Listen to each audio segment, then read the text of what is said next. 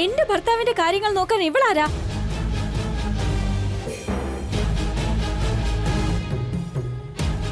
Caretaker.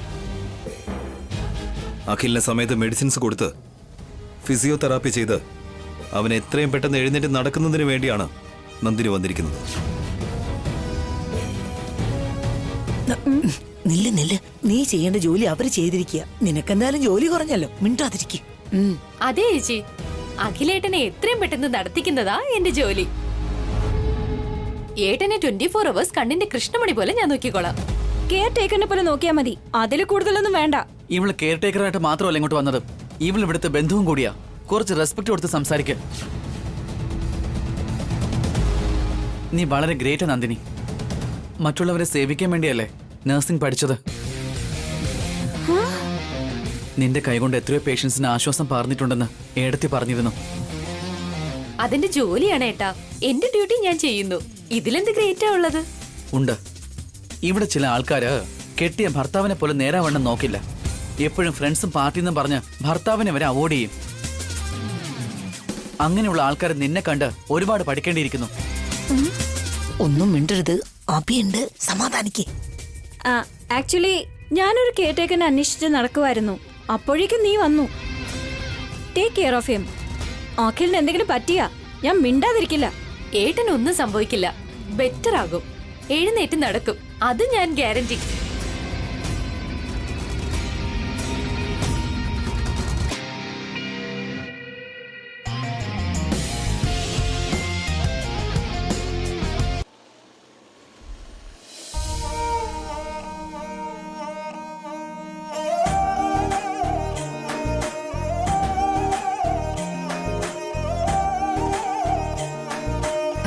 നമസ്കാരം sir. നമസ്കാരം. വരൂ ഇരിക്കൂ. നമസ്കാരം. നമസ്കാരം. വരൂ സർ. നമസ്കാരം.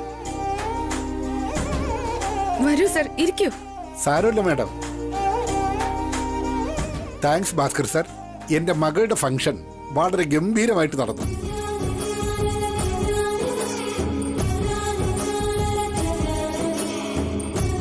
വളരെ കാലത്തിന് ശേഷം നിങ്ങൾ സംസ്കൃതി ഇവന്റ്സ് സ്റ്റാർട്ട് ചെയ്തിരിക്കുകയല്ലേ. എന്റെ ഫംഗ്ഷൻ എങ്ങനെ നടത്തുമെന്ന് ആദ്യം എനിക്ക് സംശയം ഉണ്ടായിരുന്നു. പക്ഷെ ഞാൻ വിചാരിച്ചതിനേക്കാളും ഭംഗിയായി നിങ്ങളത് ചെയ്തു. അവിടെ വന്ന എന്റെ ബന്ധുക്കളും സ്വന്തക്കാരും എല്ലാം നിങ്ങളെപ്പറ്റി വളരെ പുകഴ്ത്തിയാണ് സംസാരിച്ചത്.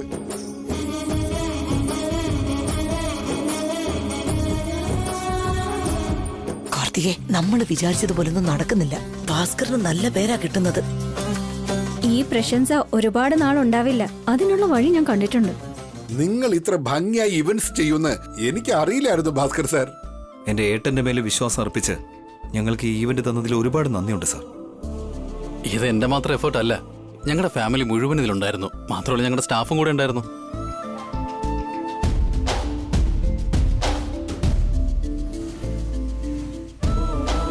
നിങ്ങൾക്ക് എല്ലാവർക്കും താങ്ക്സ്. അന്ന് ഞാൻ അഡ്വാൻസ് 5 ലക്ഷം തന്നില്ലേ, ബാക്കി 10 ലക്ഷം ഞാൻ കൊണ്ടുവന്നിരിക്കുകയാണ്. വാങ്ങിക്കോളൂ ഭാസ്കർ സാർ.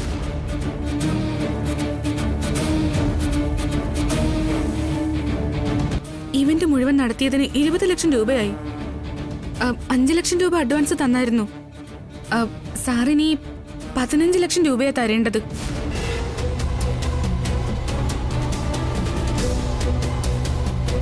സോറി മാഡം, ഞാൻ നിങ്ങളോട് സംസാരിച്ചത് 15 ലക്ഷമല്ലേ.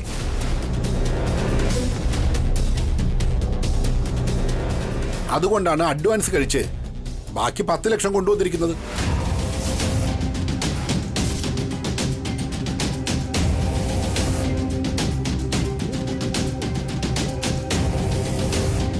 എന്താ സാറേ പറയുന്നേ? നിങ്ങളുടെ മകളുടെ കല്യാണം വളരെ ഗ്രാൻഡ് ആയിട്ടല്ലേ നടത്തിയത്. അതിന് ഒരുപാട് പണവും ചെലവായി. നിങ്ങൾ ഒരുപാട് പണം ചെലവഴിച്ചിട്ടുണ്ടാകാം. അതിന് ഇതുമായിട്ട് യാതൊരു ബന്ധവുമില്ല. ഞാൻ അന്ന് എന്ത് പറഞ്ഞിരുന്നോ അതേ എനിക്ക് തരാൻ പറ്റത്തുള്ളൂ. ഞാൻ വാക്ക് മാറ്റിയില്ല. അതല്ല, സാറിന്റെ മകൾക്ക് വേണ്ടി തന്നെയല്ലേ ഞങ്ങളുടെ ഏട്ടനെ ഇത്രയും ചെലവാക്കിയത്. സാർ ഇങ്ങനെ കാണിച്ച ഞങ്ങൾക്ക് 5 ലക്ഷം രൂപ നഷ്ടം ഉണ്ടാവും.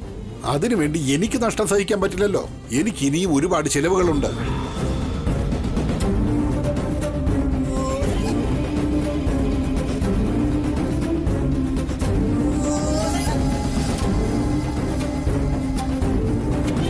It's okay Rao sir.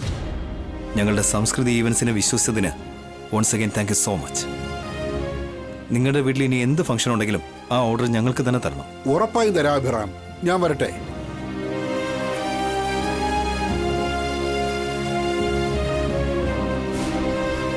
എടാ, കൺഗ്രാറ്റ്സ്. ആദ്യത്തെ ഈവന്റ് എന്നെ വളരെ സക്സസ് ആയിട്ട് ചെയ്തു.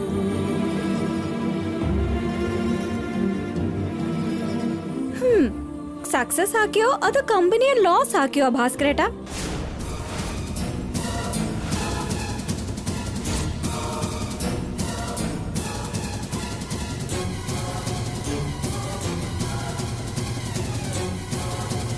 കമ്പനിയിൽ എന്ത് ലോസാ ഉണ്ടായത്? ഏട്ടത്തി തന്നെയല്ലേ ഇപ്പൊ പറഞ്ഞേ, ഈവന്റിന് 20 ലക്ഷം രൂപ ചെലവഴിച്ചു, 5 ലക്ഷം രൂപ നഷ്ടമായെന്ന്. ആ ലോസിനെ പറ്റിയാ പറഞ്ഞേ. ഈവൻ എന്തായാലും സക്സസ് ആയല്ലോ. ഏട്ടന് നല്ല പേരും കിട്ടി. ഓപ്പറേഷൻ സക്സസ്, പേഷ്യന്റ് ഡെഡ് എന്ന് പറഞ്ഞതുപോലെയാ. നീ പറയുന്ന കേട്ട അങ്ങനെ തോന്നും. ഈവന്റ് സക്സസ് ആയ ക്ലയന്റ് ഹാപ്പി ആകും, നമുക്കെന്ത് ലാഭം? അതേടാ, വരവിനനുസരിച്ച് ചെലവ് ചെയ്തില്ലെങ്കിൽ ഉണ്ടാവുന്ന നഷ്ടം പോലെ അവര് വെറും 15 ലക്ഷം തന്നപ്പോ ഇവൻ 20 ലക്ഷമല്ലേ ചെലവാക്കിയിരിക്കുന്നേ. ആദ്യ ഘട്ടത്തിൽ തന്നെ 5 ലക്ഷം രൂപയല്ലേ നഷ്ടപ്പെടുത്തിയിരിക്കുന്നേ.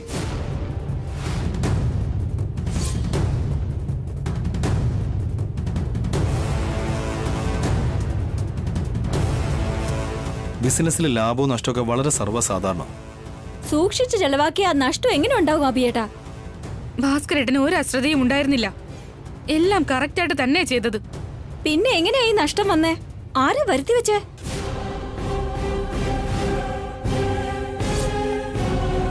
നീ എന്താടി പറഞ്ഞു വരുന്നേ?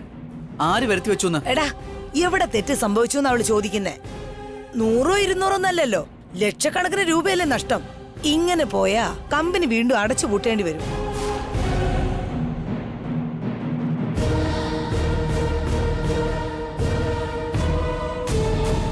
എവിടെയാ തെറ്റ് നടന്നതെന്ന് ഞാൻ പറയട്ടെ.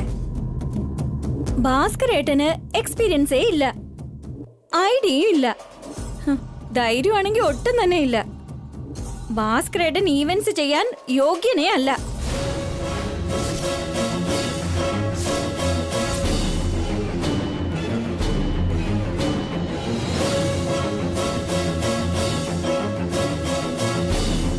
മതിയൊക്കെ കാർത്തിക. ഭാസ്കരേട്ടൻ നിന്നേക്കാൾ മുതിർന്ന ആളാ. അദ്ദേഹത്തെ പറ്റി അങ്ങനെയൊക്കെ സംസാരിക്കുന്നത് തന്നെ തെറ്റാ.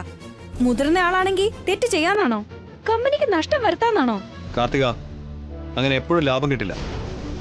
ചില സമയങ്ങളിൽ നഷ്ടങ്ങൾ സംഭവിക്കും. അറിയാതെ നഷ്ടം ഉണ്ടായാൽ ഞാനത് സമ്മതിച്ചു തരാം. പക്ഷെ അറിഞ്ഞുകൊണ്ട് അഭിയേട്ടൻ ഭാസ്കരേട്ടനെ കമ്പനി ഏൽപ്പിച്ചു. ഞാൻ തുടക്കത്തിൽ ഏട്ടനോട് പറഞ്ഞതാ, ഭാസ്കരേട്ടനെ കൊണ്ട് ഇവന്റ്സ് ചെയ്യാൻ പറ്റില്ല, നഷ്ടം വരുത്തുമെന്ന്. ഞാൻ പറഞ്ഞത് ആരെങ്കിലും അനുസരിച്ചോ?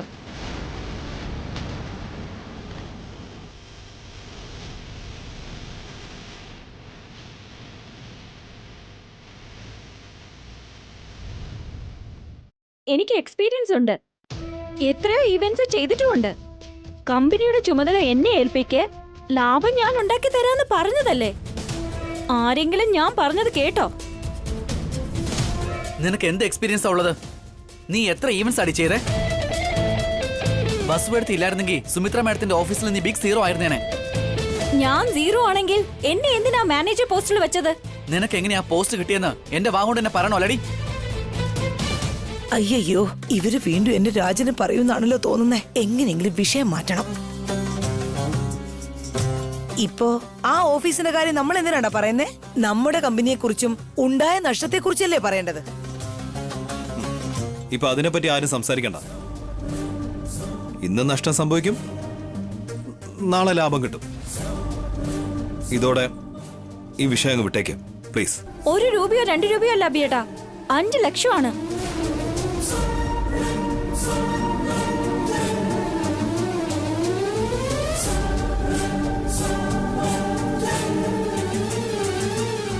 അന്ന് ഞാൻ ഫുഡ് പുറത്തു നിന്ന് ഓർഡർ ചെയ്ത് വരുത്തിച്ചപ്പോ ചെലവ് കുറയ്ക്കാനും പൈസ സൂക്ഷിച്ച് ചെലവാക്കണമെന്നും എനിക്ക് ക്ലാസ് തന്നില്ലായിരുന്നോ?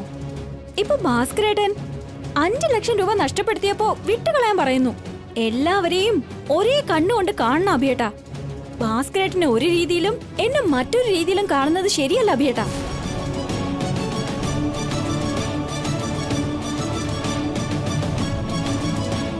അതെ അബി, നീ ഇങ്ങനെ വേർതിരിവ് കാണിക്കരുത്. ഭാസ്കർ നിന്റെ ചേട്ടനാണെങ്കിൽ അഖിൽ നിന്റെ അനുജനാ.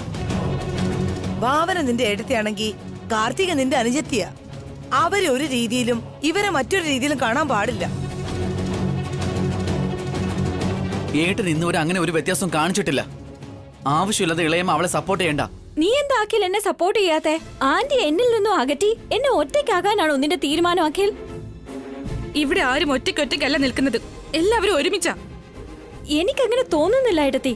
ഇന്നലെ എന്റെ ഫ്രണ്ട്സിനെ വീട്ടിലേക്ക് ക്ഷണിച്ചു വരുത്തി ഒരു ചെറിയ പാർട്ടി നടത്തിയപ്പോ അതിന് ഏട്ടത്തി വലിയ പ്രശ്നം ഉണ്ടാക്കി. അതേസമയം ഭാസ്കരേട്ടൻ നമുക്ക് ഒരു ബന്ധവുമില്ലാത്ത ആരോ ഒരാളുടെ മകൾക്ക് വേണ്ടി 5 ലക്ഷം രൂപ നഷ്ടപ്പെടുത്തി ഈവന്റ്സ് നടത്തി കൊടുത്തിരിക്കുന്നു.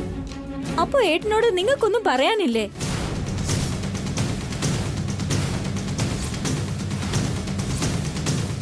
നീ വീട്ടിൽ കാണിച്ച ഓരോ വേണ്ടാതിനവും ഭാസ്കരേട്ടൻ ചെയ്ത ഈവനിന്റെ കാര്യം ഒരുപോലെയാണോടി? അത് രണ്ടും ഒന്നല്ല. പക്ഷെ നീ ഒരു കാര്യം പറ, ഇവളുടെ ഫ്രണ്ട്സിനോടൊപ്പം സന്തോഷത്തോടെ ഒരു പാർട്ടി അറേഞ്ച് ചെയ്തു. പിന്നെ ആരുടെ സന്തോഷത്തിനാ ഭാസ്കർ 5 ലക്ഷം രൂപ ചെലവാക്കിയത്?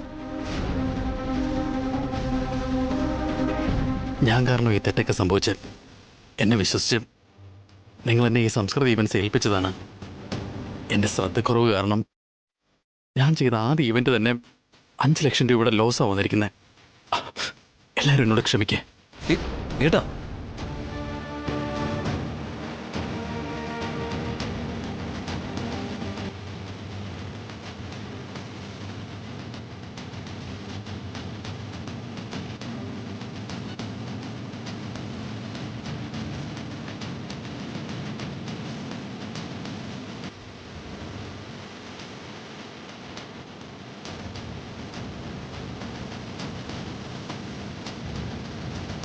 ഇപ്പൊ നിനക്ക് സന്തോഷമായോ കാർത്തിക? വീട്ടിലെ മുതിർന്ന ആളായ ഭാസ്കരേട്ടനെ അപമാനിച്ചപ്പോ കൈ കൂപ്പി എല്ലാവരോടും മാപ്പ് ചോദിക്കേണ്ട അവസ്ഥയിലും ആക്കി. ഞാൻ അതിന് ഭാസ്കരേട്ടനോട് മാപ്പ് പറയാനൊന്നും പറഞ്ഞില്ലല്ലോ അഖിൽ. 5 ലക്ഷം രൂപ നഷ്ടപ്പെട്ടതിന്റെ എക്സ്പ്ലനേഷൻ ചോദിച്ചതാ. എക്സ്പ്ലനേഷൻ ചോദിക്കാൻ നീ ആരാടി? സംസ്കൃതി ഈവന്റ്സിന്റെ വൺ ഓഫ് ദ പാർട്ട്ണർ ആണ് ഞാൻ.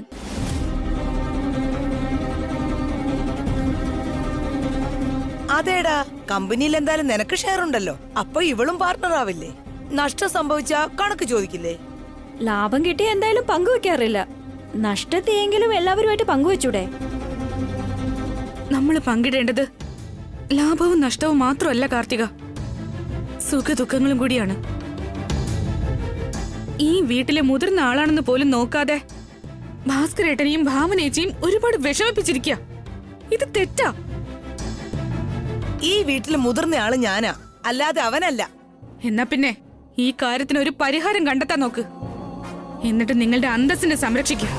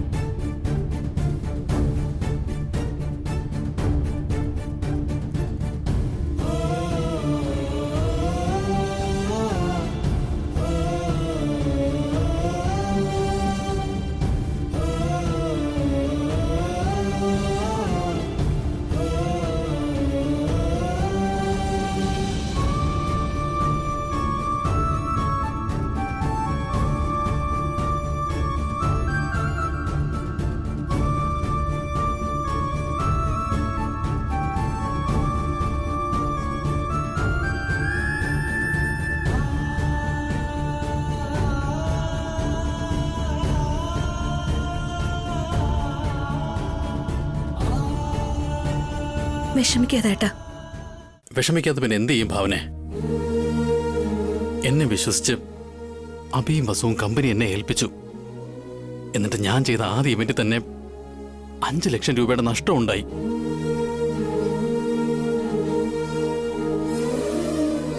എനിക്ക് എക്സ്പീരിയൻസ് ഇല്ല, അതിനുള്ള സാമർഥ്യമോ ധൈര്യമോ ഒന്നും ഇല്ലെന്നറിഞ്ഞിട്ടും ഞാൻ തെറ്റ് ചെയ്തു പോയി ഭാവനെ. ഭാസ്കരേട്ടൻ അതിനെന്ത് തെറ്റാ ചെയ്തേ? ഭാസ്കരേട്ടനെ കൊണ്ട് പറ്റുന്നതൊക്കെ ശ്രമിച്ചു, അത്രേ ഉള്ളൂ. ഞാൻ ഇക്കാര്യത്തിൽ തോറ്റുപോയി മോളെ. വലിയൊരു തെറ്റാണ് എനിക്ക് സംഭവിച്ചത്. ഇല്ല ഏട്ടാ, നമ്മൾ സംസ്കൃതി ഇവന്റ്സ് സ്റ്റാർട്ട് ചെയ്തതിന് ശേഷം ആദ്യത്തെ ഇവന്റ് തന്നെ വളരെ ഗംഭീരമാക്കി. ഏട്ടൻ ആരാണെന്ന് കാണിച്ചു കൊടുത്തു. ശരി അബി, 5 ലക്ഷം രൂപയുടെ നഷ്ടം ഉണ്ടാക്കി എനിക്കൊന്നും അറിയില്ലെന്ന് ഞാൻ വീണ്ടും തെളിയിച്ചു.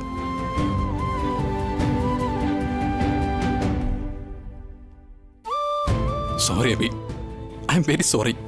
I M extremely sorry. വിട്ടേക്കേട്ടാ. എന്തിനാ ഭാസ്കരേട്ടാ ഇത്രയും അധികം കുറ്റബോധം തോന്നുന്നേ? വിജയത്തിന് സ്ഥാനവും ലാഭനഷ്ടങ്ങളൊന്നും വേണ്ട. ചെയ്ത ജോലി വളരെ ഭംഗിയായിട്ട് ചെയ്തോന്ന് മാത്രം നോക്കിയാ മതി. പക്ഷെ ബിസിനസ്സിന് ലാഭനഷ്ടങ്ങളല്ലേ നമ്മൾ നോക്കേണ്ടത് വസു? നമ്മുടെ ജീവിതത്തിലെ സുഖദുഃഖങ്ങൾ വരുന്നത് പോലെ ബിസിനസ്സിലും ലാഭവും നഷ്ടവും ഒക്കെ ഉണ്ടാവും. ഒരു തവണ നഷ്ടം സംഭവിച്ചാൽ അടുത്ത പ്രാവശ്യം ലാഭം ഉണ്ടാവും. എനിക്കൊരു ഭാഗ്യമില്ലെന്ന് എല്ലാവരും പറയാറുണ്ട്. ഒന്നിനും കൊള്ളില്ലെന്ന് ചിലർ പറയാറുണ്ട്.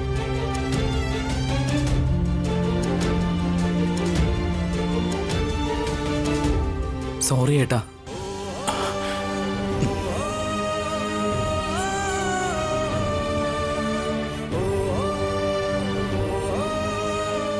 ഏട്ടനെ മനസ്സിലാക്കാതെ അവൾ ഓരോന്ന് വിളിച്ചു പറഞ്ഞത്.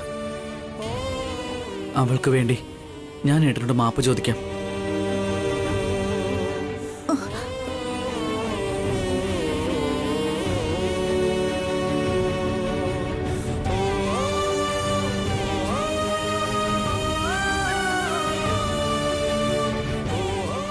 എന്താണെങ്കിലും നമ്മൾ തമ്മിൽ എന്തിനാ ഇങ്ങനെ ക്ഷമ കുറച്ചിലൊക്കെ? പിന്നെ എന്തിനാട്ടെ എന്നോട് മാത്രം സോറി പറയുന്നേ? നമുക്കിടയിൽ ഈ സോറിയുടെ ആവശ്യമൊന്നുമില്ല.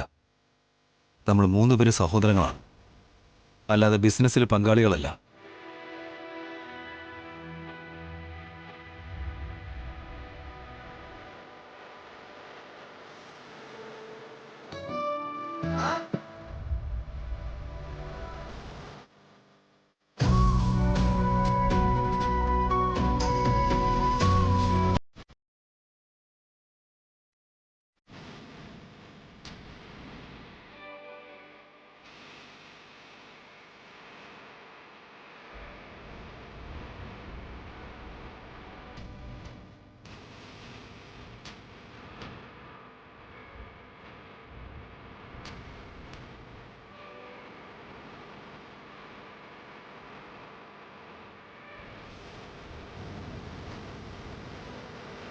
നമുക്കിടയിൽ ഇതുപോലുള്ള സ്നേഹബന്ധങ്ങൾ ഉണ്ടാവുക എന്നല്ലാതെ ലാഭത്തിനും നഷ്ടത്തിനും കണക്ക് വരരുത്. നമ്മളെല്ലാവരും ഒന്നായിരിക്കണം എന്നുള്ളതല്ലാതെ നമുക്ക് പണം ഉണ്ടോ ഇല്ലയോ എന്നതൊന്നും ഒരിക്കലും പ്രധാനമല്ല. ഏട്ടൻ നടത്തിയ ഇവന്റ് വളരെ ഭംഗിയായിരുന്നു ഭാസ്കരേട്ടാ. വന്നവരൊക്കെ പുകഴ്ത്തി സംസാരിച്ചെന്ന് അദ്ദേഹം തന്നെ പറഞ്ഞതല്ലേ. ബിസിനസ്സിന് നമുക്ക് ലാഭത്തിനൊപ്പം നല്ലൊരു പേരും കിട്ടണം. ആ പേര് ഭാസ്കരേട്ടൻ സമ്പാദിച്ചു കഴിഞ്ഞു. അതെ ഏട്ടാ, ഇത്രയും നാൾ ആൾക്കാർ നമ്മളെ കുറ്റപ്പെടുത്താല്ലാതെ ഒരാൾ നല്ലത് പറഞ്ഞില്ല. ഫസ്റ്റ് ടൈമാ നമ്മുടെ വർക്ക് ഇഷ്ടപ്പെട്ടു എന്ന് ഒരാൾ പറയുന്നത്. അത് പോരെ ഏട്ടാ. പ്രശസ്തി വന്നു കഴിഞ്ഞാൽ പണവും അതിന്റെ പിന്നാലെ ഉറപ്പായിട്ടും വരും. ആ പൊട്ടി കാർത്തികയ്ക്ക് ഇതിനെപ്പറ്റി വല്ലതും അറിയോ? നമ്മളെപ്പോലെ അവൾ മനസ്സിലാക്കില്ല. നിങ്ങൾ ഇത്ര നന്നായിട്ട് മനസ്സിലാക്കുമെന്ന് ഞങ്ങൾ കരുതിയതേയില്ല. എന്താ ചേച്ചി ഇത്? നിങ്ങൾ വേറെ ഞങ്ങൾ വേറെ അങ്ങനെയാണോ? പരസ്പരം നമ്മൾ മനസ്സിലാക്കുമ്പോഴല്ലേ എല്ലാവർക്കും ഒരുമിച്ച് ജീവിക്കാൻ പറ്റുന്നത്. ഇതുപോലുള്ള ഗിൽറ്റി ഫീലിങ്ങിന്റെ ആവശ്യമൊന്നും ഇല്ല കേട്ടോ. അച്ഛനെപ്പോഴും പറയാറില്ലേ, ജീവിതം സന്തോഷം തന്നില്ലെങ്കിലും അനുഭവങ്ങളെങ്കിലും തരുമെന്ന്. ഇപ്പൊ നഷ്ടം ഉണ്ടായെന്നോർത്ത് വേദനിക്കണ്ട, അനുഭവം കിട്ടിയതിൽ സന്തോഷിക്കുക. ആ എക്സ്പീരിയൻസിനൊപ്പം ഭാസ്കരേട്ടന് നല്ലൊരു പേരും കിട്ടിയിരിക്കുക. നമ്മുടെ അഖില് പറഞ്ഞതുപോലെ പേര് കിട്ടിയ പണവും കിട്ടും നമുക്ക്. ഇപ്പൊ കാശിന്റെ കാര്യങ്ങളെ കുറിച്ച് ഒന്നും ചിന്തിക്കണ്ട കേട്ടാ. നമുക്ക് കസ്റ്റമേഴ്സിന്റെ സാറ്റിസ്ഫാക്ഷൻ ആണ് ഇമ്പോർട്ടൻറ്റ്. അത് ഏട്ടൻ നേടിയെടുത്തല്ലോ. എനിക്ക് ഏട്ടനെ കുറിച്ച് ഓർക്കുമ്പോൾ അഭിമാനമുണ്ട്. ഇപ്പൊ അമ്മയച്ഛൻ ഇവിടെ ഉണ്ടായിരുന്നെങ്കിൽ എത്രമാത്രം സന്തോഷിക്കുമായിരുന്നു.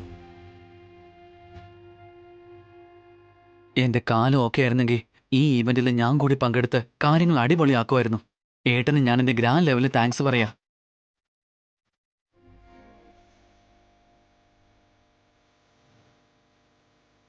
മതി, ഈ സ്നേഹം മാത്രം മതി എനിക്ക്.